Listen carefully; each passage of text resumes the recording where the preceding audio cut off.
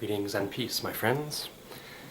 Well, once again, the title says it. This video is going to be about religion versus spirituality. It doesn't necessarily have to be verses, but I'm just putting, the two separate to make a distinction, a differentiation, if you will. And I wish to start this off to say that I don't necessarily know any more than anybody else. It's just a way of trying to explain what I see in the world, what has been, let us say, released into the world, and what has been hidden, what is there within us, as well as outside of us, to be discovered, to bring us into a ever-growing higher awareness. Now, obviously, when we hear the word religion, we could think of, some of the major ones. We can think of Christianity, Islam, Hinduism, this, that, and the other. And I'm certainly not going to intentionally cause an offense to anyone who adheres to certain rules or disciplines. But that brings me to the exact point of the video, is to say what I have found to be the main distinction of a religion versus a spirituality is simply to say the discipline and an expectancy towards others. A real spirituality is natural, what is there to be discovered by default. Self-improvement, self-awareness, knowledge of the self, knowledge of the sources, the divinities, all sorts of things. People like to use the word God.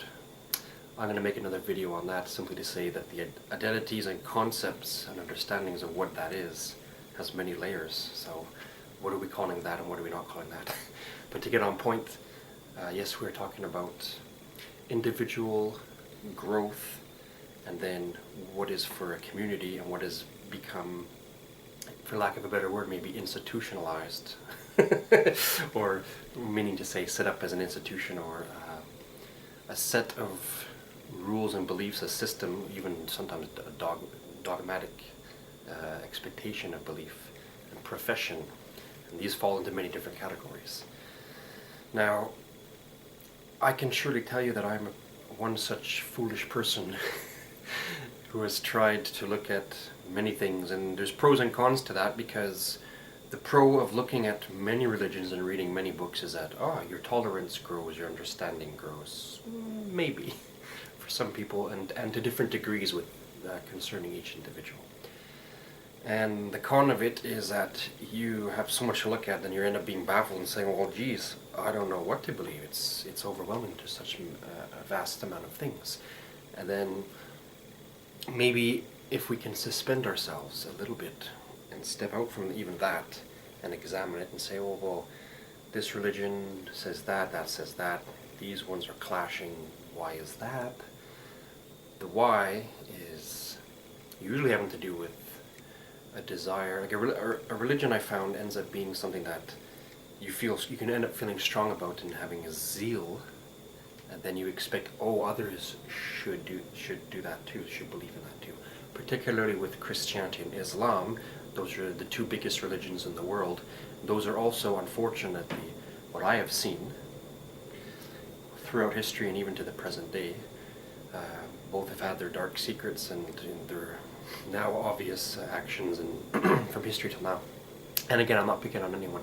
I was raised a Roman Catholic, and then when I became 20, I put that aside and started getting into deeper mysticisms and esoteric things and just general searching, and said, okay, well, there's some things true, but I want to look at other things. But anyway, perhaps you're just like that yourself. You grew up with something and then decided to pause it or leave it entirely, or whatever the case, or enhance it even. But yes, these are all things we can do. But I found that what's happening is there ends up becoming an idea or a desire, an emotional rise that says, other people should believe what I believe, and all this kind of stuff.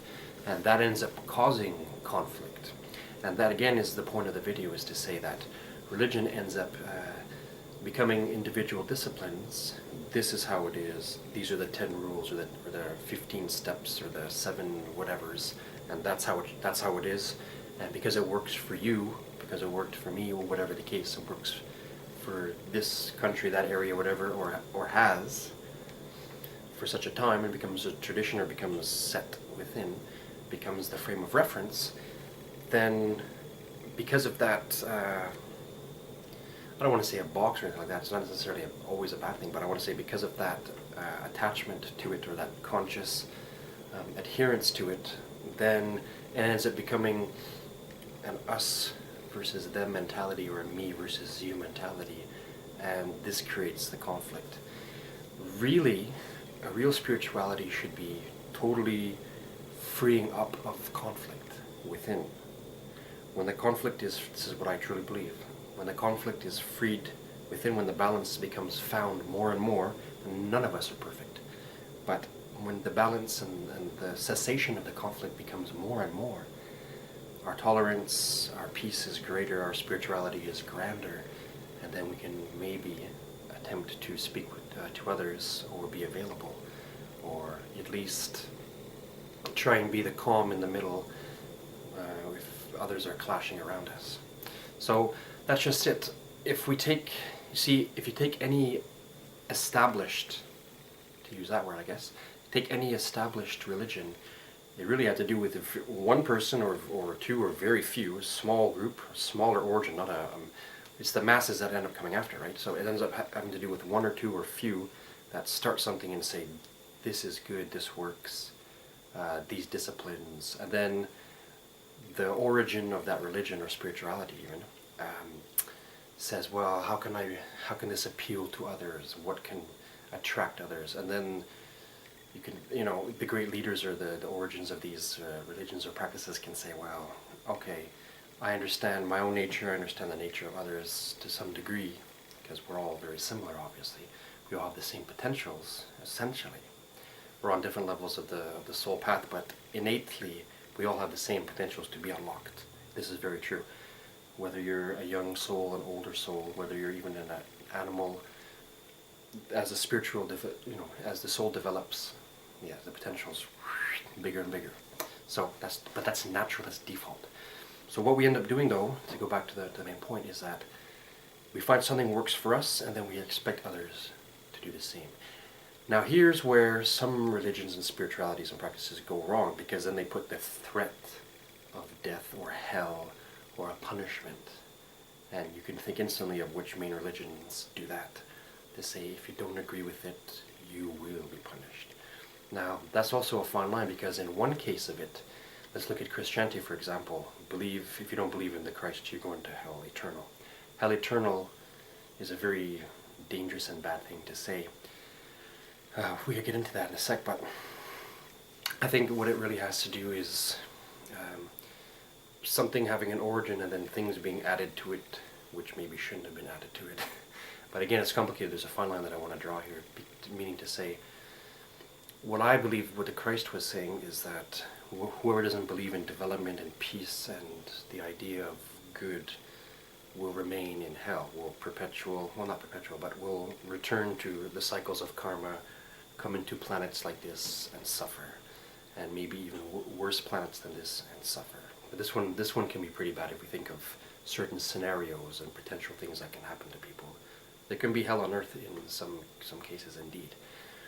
So as long as people are attached to the negativity and the conflict and the selfish desires and the jealousies and all these things, then the conflict remains within, and then we'll do bad things to other people.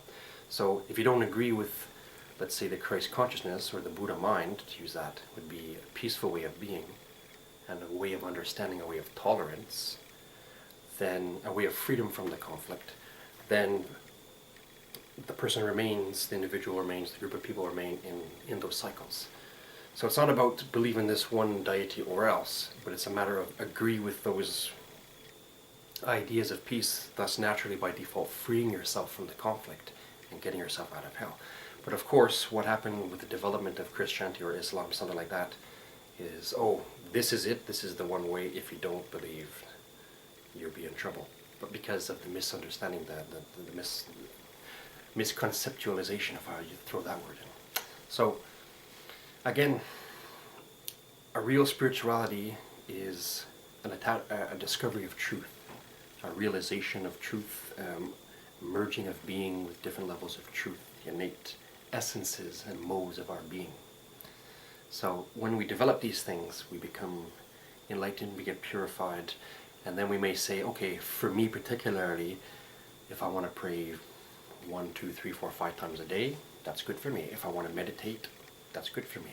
If I want to do reading, if I want to do some kind of exercises, if I want to do some kind of mystical practices, it works. But that's the real spirituality, what's going to help you, and then what's going to increase your tolerance and your understanding. But then and you can even make those spiritualities a religion, but then you draw that line, that fine line where it says, okay, now those disciplines, you should do them too. And as soon as the word should enters the picture, rather than you may wish to do that, it worked for me. Like if you look at shamanism throughout the world, shamanism was about developing your own powers, and each one should and could do it in their own way. Again, I'm using that word should and could, but that is to say, there should be no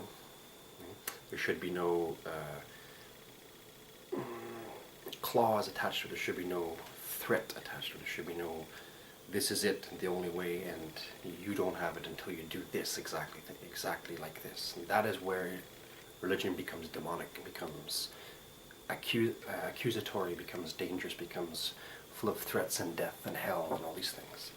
So that's when a spirituality turned into a religion, which turned into a power-mongering political body, if you will.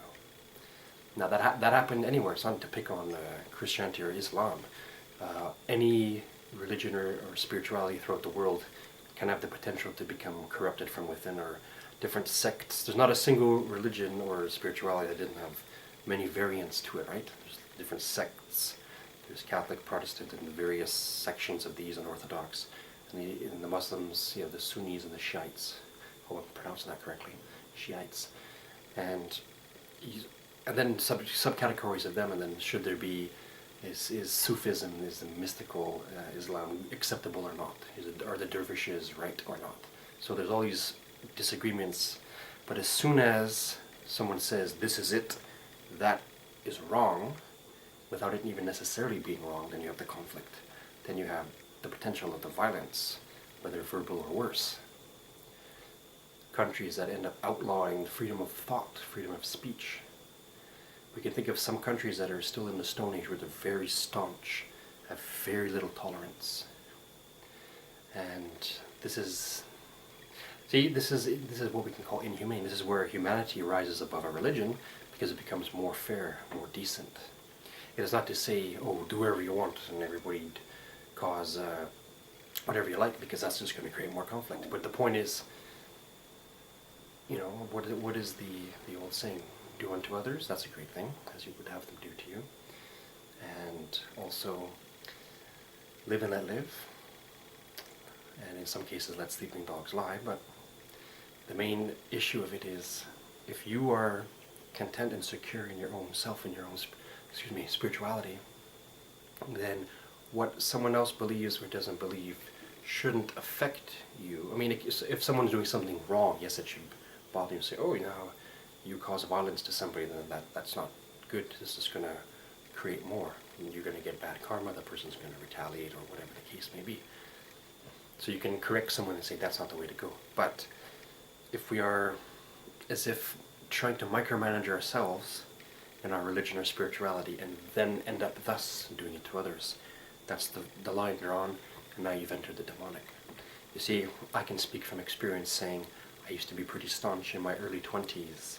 Yes, I started to become a mystic in my around 20 years old or so, just being aware of spiritual activity and entities. And it was a long, hard process to get to where I am, and I'm still going. But the point is, I know what it's like to be that person that, oh, I'm zealous about this, I feel it's right, you too should hear it, or something like that. See? But then, that may be, in some way, the intention may be okay to say, well, I want to help others, I want to save others, but as soon as you're doing it with the violence and the threat, and, well, this works for me, therefore you must do it too, then it becomes very bad. Look at the history of the church, for example, and the Christianity, and even the Jesus said that a long time ago, there will come a time where people will kill thinking they are doing God a service. He was saying that's a bad thing to do indeed. And then the Catholics and even the Protestants, well, they fought each other, but I'm thinking of the inquisitions of the church and putting people to death and killing the witches. Even the Christ himself was against this. And even when his, for example, when he was walking to a particular town, and then some of his apostles, disciples said, "Oh, well, they didn't accept the message that you said we should beg heaven to send down fire and burn the town." And the Christ said, "No, you don't know what type of spirit you are.